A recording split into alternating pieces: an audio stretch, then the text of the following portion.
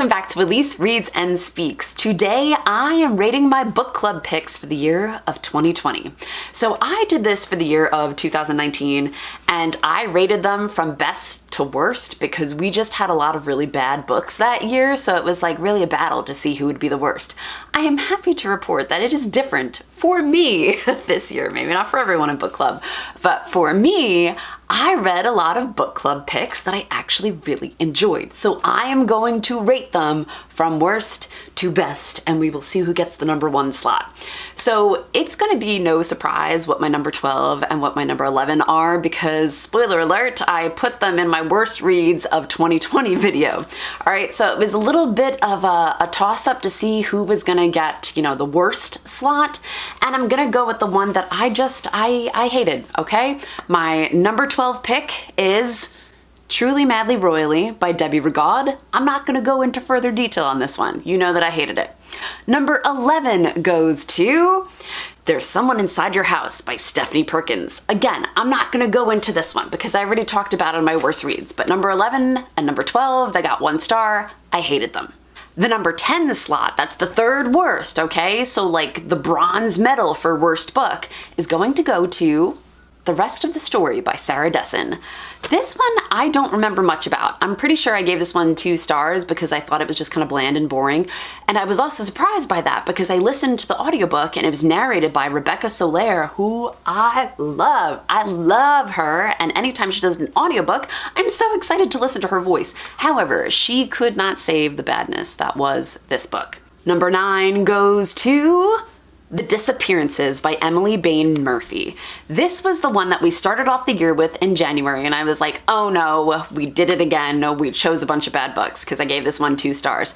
However, this one, I will say, had potential to be a good story. I thought that there were some really interesting things in here, but it was just weak execution because I was bored the whole time. However, I feel like I need to give points for creativity, which is why it did not get the gold, silver, or bronze medal for worst book. Number 8, Autobiography by Christina Lauren. I think I gave this one 4 stars, maybe like a 3.5 rounded up. The reason it's so much lower on my list is because I can't remember a lot about it. So I feel like that really doesn't bode well for the story. I know that we picked it for LGBT because it's about a relationship between 2 boys. And I remember the thing that I liked most about this story was the faith, like the Mormon faith dealing with gay men. I thought that was interesting. However, I don't remember a lot about it. I just remember that that was the one thing that really stuck with me from this book. Other than that, can't remember much. That's why it's number 8. Number 7 goes to Romanov by Nadine Brandis. I'm pretty sure I gave this one 4 stars. On another look, it's probably like 3 to 3.5. Not that I can't remember so much about it, but as I went on throughout the year and I saw how I was rating things that got 3 stars, 3.5, 4 stars, I feel like I liked it less than the ones that I gave 4 stars. So I guess it's like in 3.5 land. If you listen to Tatiana, she hates it, but I feel like Tatiana has a better grasp on the story than we do. Tatiana is Russian, we are Americans, and for some reason we romanticize this period of time. I don't know why we do that. Like, why do we care so much about the Romanovs? Like, we weren't living there. Like, I don't know, whatever. My main problem with this story is that, like, okay, I won't mention names so that I don't ruin anything for you, but like, you know that the Romanovs get shot, right? They do. The Romanovs get shot. All of them get shot. I don't understand how we can still be in love with the guy that shot us. Just saying, I don't get that part of this story. I don't get it. Months later after reading it, still don't get it. That's why it's rated a little lower than the following books. Number 6, I'm going with Sorcery of Thorns by Margaret Rogerson. So I read this one twice in 2020. I read it towards the beginning of the year, I think in like February or March, and I wasn't crazy about it. I listened to the audiobook, couldn't get into it. I realized that there were some good things in there, but it just wasn't hooking me, and so I gave it 3 stars. Then I read it again towards the end of the year when it was actually the month that we had to read it for book club. I think that was September. And I ended up liking it a lot more. I read it physically. I felt like I picked up on a lot of the humor. I really understand how Nathaniel was a heartthrob in there because he was kind of dreamy. So I felt like I was getting a lot more than I did the first time around, so I bumped it up to 4 stars. I will be truthful, this is probably like a 3.5 rounded up. If there was like a second Sorcery of Thorns book, I don't think I would be interested in reading it. However, I do think that it's creative. I thought there were some good things in there. I liked the relationship between the two of them. I liked the bad guy in there. So yeah, I thought it was a decent story. Okay, you know what's funny? I was rating all of these books and then I was like, okay, you know, what books do I actually have in my possession so that I don't need to go crazy into editing and finding pictures and pasting them, you know how it is. And I realized that the top 5 books that I rated, I own them all. And I rated them before I realized what was on my shelves. And I was like, okay, I guess I rated them correctly if I own the top 5. People are going to disagree with me, but I don't care because this is my list. So number 5 goes to Ballad of Songbirds and Snakes by Suzanne Collins. So this was the prequel to the Hunger Games. It followed President Snow, and people have opinions on that. A lot of people didn't want to hear about President Snow. I was the opposite. I was actually really interested to hear about President Snow. I love that they took it to the beginning of the Hunger Games and how you heard that people in the Capitol really didn't care about the Hunger Games when they started, and they actually had a conscience, like a backbone. They're like, why are we sending kids to kill each other? I don't understand. I thought that was super interesting. The first 2 parts of this book, I was really into. Like, I felt like I tore through them really fast. The 3rd part of this book, that was the part that got the what the fuck. Like, I don't know why that was there. I mean, we could have had the first 2 parts of the book, we could have ended the book, even left it on a cliffhanger, whatever, or up to your own imagination of what happened between Snow and this lady, all right? That would have been fine. But the 3rd part, like, why? Why did we do that? And why was there so much music in it? Like, why?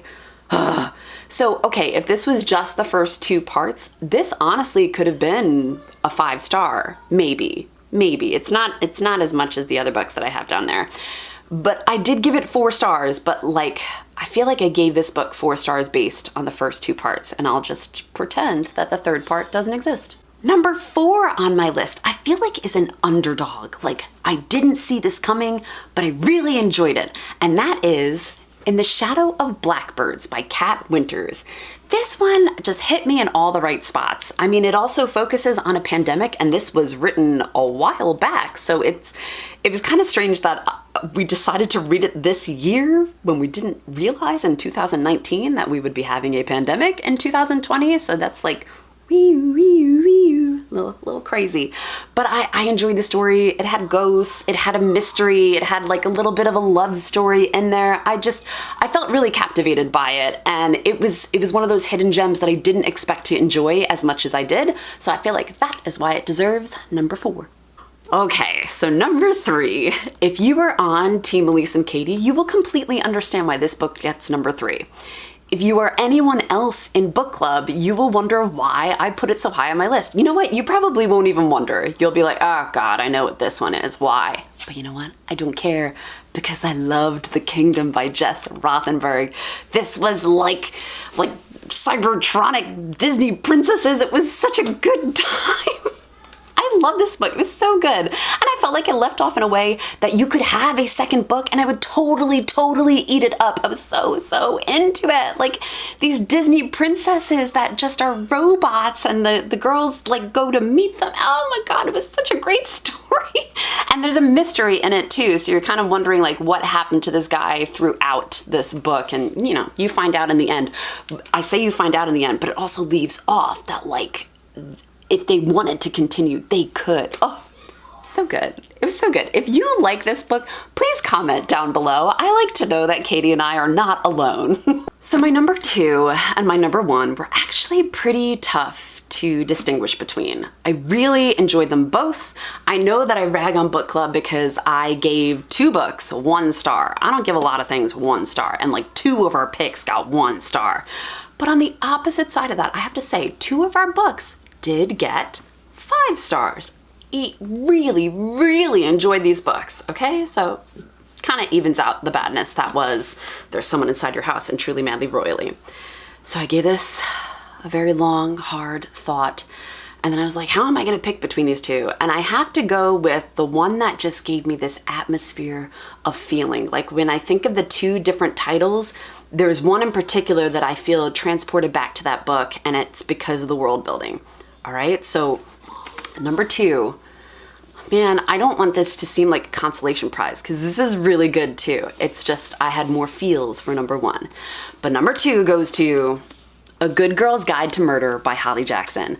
Thoroughly enjoyed this story. I love the mixed media presentation. If you listen to this one on audiobook, you may have missed some of the differences in typeface. I really like that some of the documents, the interviews, the texts, well, there was even, I think, a picture or two in here too.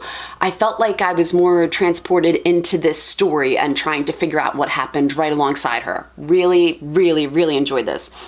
I do think it's important to bring up that one person in book club, I believe it's Tatiana, brought up that it's kind of like a white savior story in here, and I can see that. I really can. So I have to acknowledge that that does exist in here.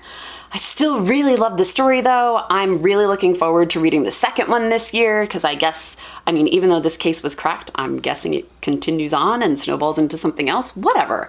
I was so into this mystery. I thought it was really well written. It had me from beginning to end. I think I read it in like a day, maybe 2 days. So good. So my number 1 read. So the rest of you in book club know what this book is going to be, but there's people that read my channel that have no idea what we read throughout the year, so they don't know what number 1 is. All right.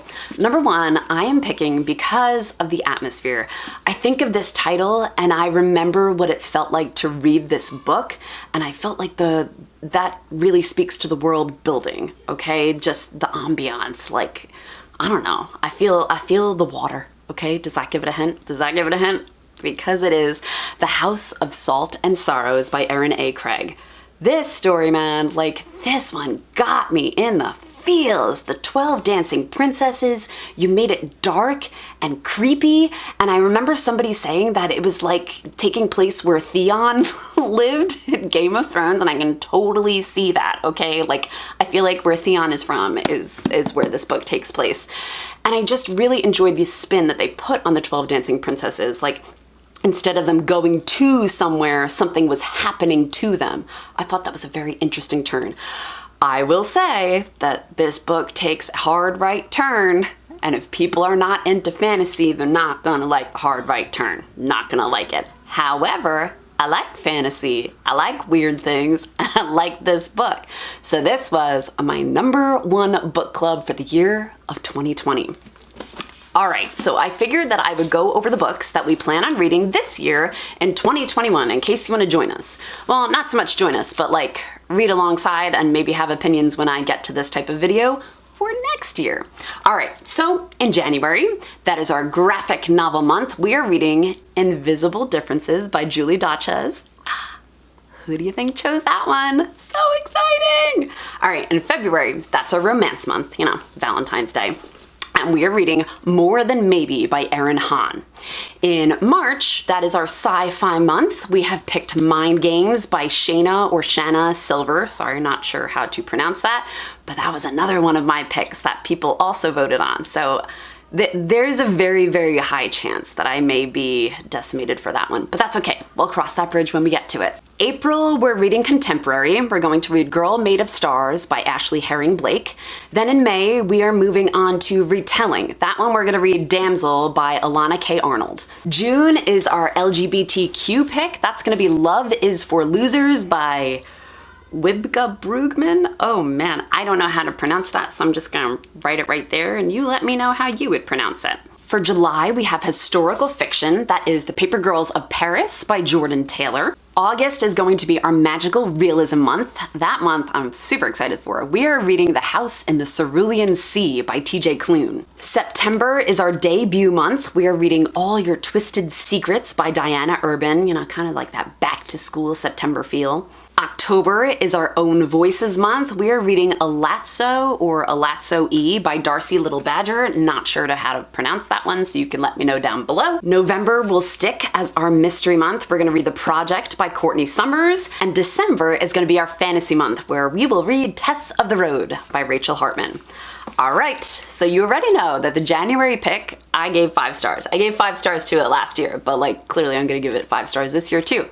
I am hoping that we will have another video like this one where we rate it from worst to best, because there's just so many good books. But you know what? If we have another year like 2019, I will go ahead and rate them from best to worst and see who wins that gold prize. All right, that's all that I've got for today. Thank you for tuning in to Elise Reads and Speaks. I will catch you next time, guys. Bye!